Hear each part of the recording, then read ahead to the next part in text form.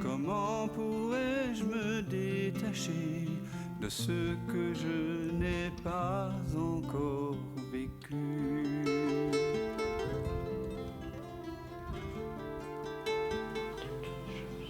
Peux-tu fuir ce qui... Quelle chose ne veux-tu pas être?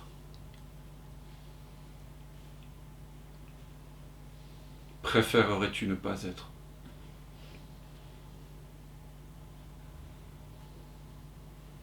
Quelque chose qui t'emmerde, qui t'irrite, qui t'énerve, qui t'insupporte.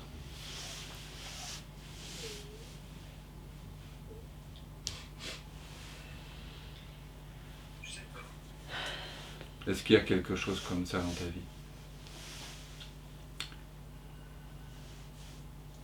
Est-ce que tu aimerais être un paraplégique, un débile mental, un SDF faisant caca sur lui dans le métro, un dictateur, un pervers narcissique? Tiens, j'entends parler beaucoup en ce moment. Est-ce qu'il y a des figures humaines, des costumes que tu n'aimerais pas endosser?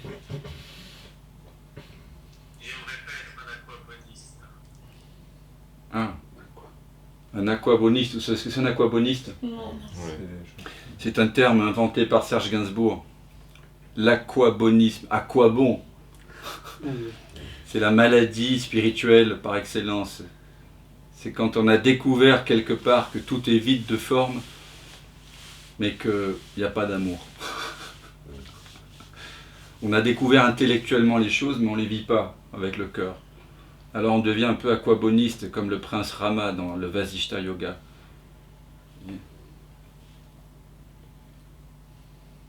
Alors, sans que tu ne veux pas être aquaboniste, mais que tu l'es, et que tu n'y peux rien. Sans ce que ça fait, ça.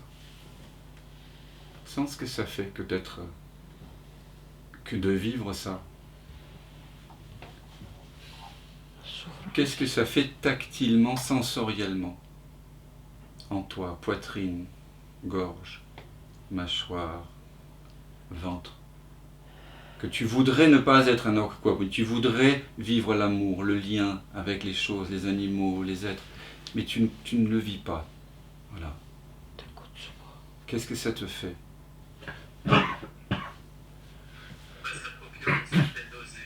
Ah, merci. Donc maintenant tu remercies la nausée, parce que cette nausée, c'est l'expression de l'ego dans le corps. D'accord? Et maintenant, tu fais l'unité avec cet ego, avec cette expression-là de l'ego qui est de la nausée. Parce que quand on croit quelque chose, eh bien ça crée une contraction dans le corps. Donc tu sens ce que ça fait, je suis le sans forme qui prend la forme de la nausée. Et vraiment, vas-y quoi. Et chacun peut faire ça avec quelque chose qui l'insupporte en apparence. Je suis le sans forme qui prend la forme de la sensation que cette pensée génère ou semble générer. Sans ce que ça fait vraiment. Tu fais l'unité avec, tactilement, sensoriellement, vibratoirement. Je suis le sans forme qui prend la forme de la nausée. Donc tu fais complètement l'unité, c'est ok, d'être la nausée. Sauf que tu le fais à partir du sans forme, pas à partir de l'idée que tu es Bernard. C'est ça toute la différence. Donc la nausée, elle est remplie de connaissances. Elle est connue par toi, elle est connue par la conscience que tu es. Je suis le sans forme qui prend la forme de la nausée. Et tu sens ce que ça fait. C'est une expérience tactile, sans jugement, sans commentaire.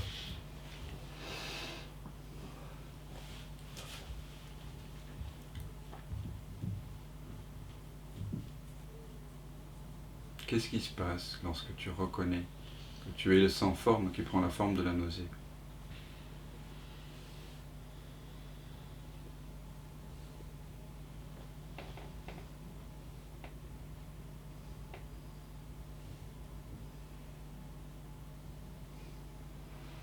Déjà, tu t'autorises à faire pleinement l'expérience de la nausée.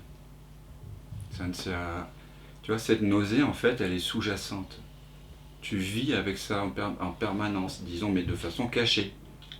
Mais là, comme nous menons une exploration ensemble, cet apparent aquabonisme qui est le résultat d'une investigation qui n'est pas menée jusqu'au bout, d'accord ?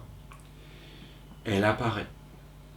Et là, c'est une autre façon d'investiguer. Nous n'investiguons pas en nous séparant de ce qu'on perçoit pour arriver vers un « je suis ».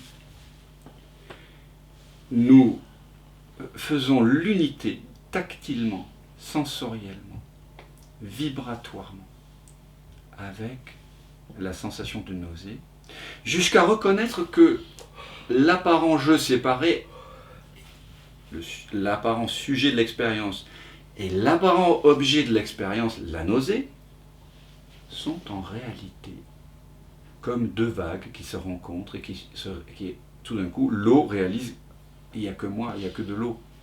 Elles sont faites de la même nature de présence, de conscience, d'amour, on peut appeler ça ce qu'on veut, mais il n'y a qu'un. Si tu fais vraiment l'unité tactilement, sensoriellement avec la nausée, ce qui se révèle, c'est une présence non localisée, c'est-à-dire le soi. C'est la voie tantrique, la voie du senti, la voie de l'amour. Je fais un, je fais le un. C'est comme la voie de la dévotion, je me rapproche de Dieu, au lieu de me rapprocher de Dieu, ou de Christ, ou de Krishna, ou de qui sais-je, je me rapproche par amour de la nausée. Je me fonds dedans. Et à un moment donné, il n'y a plus ni je ni nausée, il y a juste suis, être. Je suis la nausée. C'est un neti-neti par amour. Tu vois. Je ne sais pas si tu l'expérimentes. Oui, j'ai senti, je ne voulais pas intervenir parce que je te laissais parler, mais à un moment donné, la nausée devient la conscience.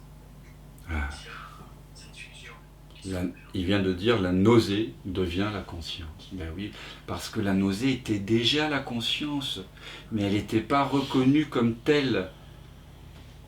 Donc ici, on pourrait dire d'un côté, oui, on transforme le plomb en or à travers l'alambic d'un certain nombre de jeux de révélation ou de l'alambic du senti.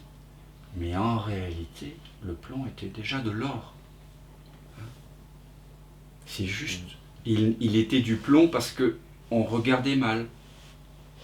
On était inattentif. Et quand on devient attentif, ah, mais oui, c'est de l'or. Merci Bernard. Merci à toi. Merci vraiment.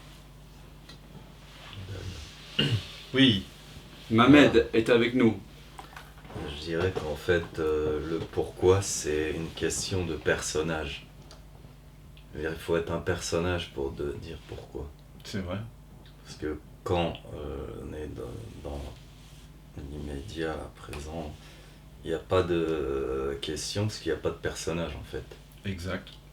Le personnage, quand le personnage se résorbe, tous les pourquoi sont résorbés en même temps que lui. Exact. Je te laisse continuer le 700. Là, j'ai pas cette... Moi aussi, j'ai ma part d'aquabonisme. Ah, t'as un bon. C'est pas du 100%, c'est du 50-50. 50-50.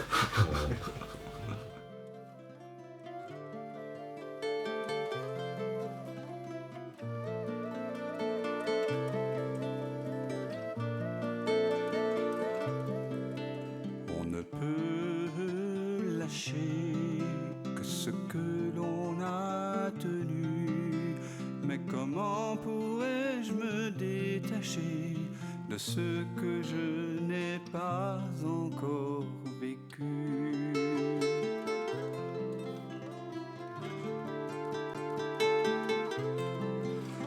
Veux-tu fuir ce qui te trouve et couper le fil ténu de ce pressentiment qui t'éprouve au cœur de cette absence reconnue?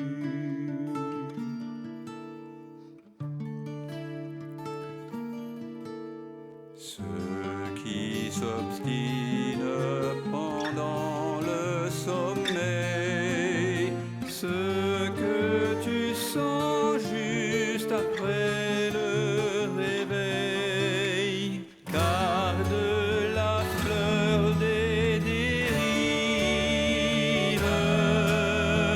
à la saveur d'autres rives, à la candeur de l'éveil.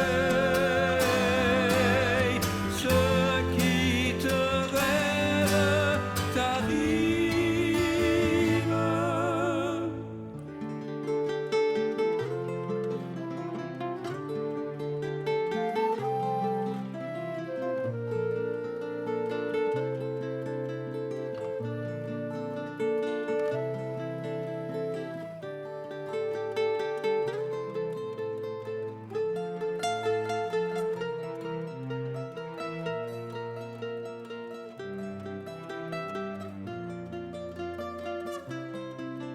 Quand la vague se prépare à noyer ton ventre nu, n'aie pas peur, il n'est jamais trop tard pour accueillir le souffle de ta mue.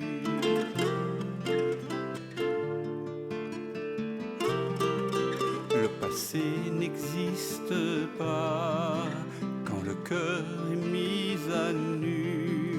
En quittant le vu pour vraiment voir, tu cueilles en toi ce monde entreaperçu.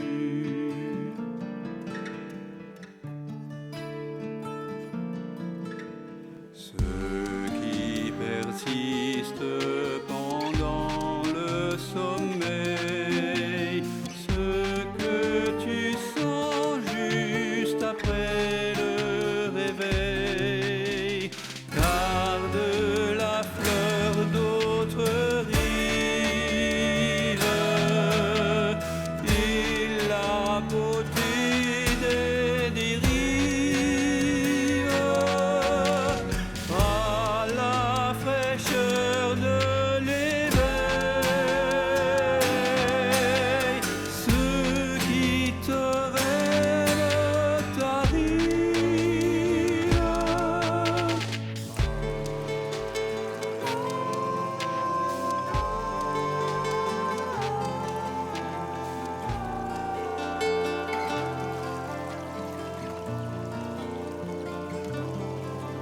On ne peut lâcher que ce que l'on a tenu, mais comment pourrais-je me détacher de ce que je n'ai pas encore vécu?